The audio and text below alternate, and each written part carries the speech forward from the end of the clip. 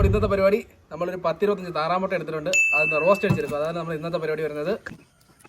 നല്ലതുപോലെ നമുക്കൊന്ന് ക്ലീൻ ചെയ്തിട്ട് നമുക്കൊരു 20 മിനിറ്റ് സമയമുള്ള ഇത് പുഴുങ്ങാൻ വേണ്ടി വരും. നമുക്ക് കുറച്ച് ഉപ്പും ചേർത്ത് പുഴുങ്ങിയെടുക്കാം.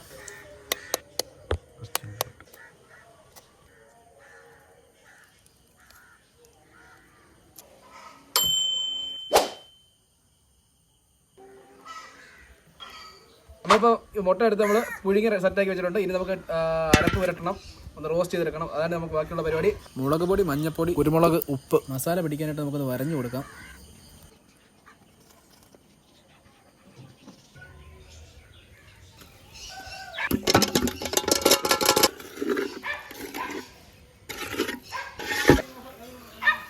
ഗൈസ്, അപ്പോൾ നമ്മൾ നമ്മുടെ മുട്ട റോസ്റ്റ് ഉണ്ടാക്കി എടുത്തിട്ടുണ്ട്. താറാമുട്ട റോസ്റ്റ് ഉണ്ടാക്കി എടുത്തിട്ടുണ്ട്. നമുക്കിനി ടേസ്റ്റ് ചെയ്ത് നോക്കാം. അടിപൊളി ഗൈസ്. എങ്ങനെ വെച്ചേ? മൊത്തം അടിപൊളിയായിട്ടുണ്ട്.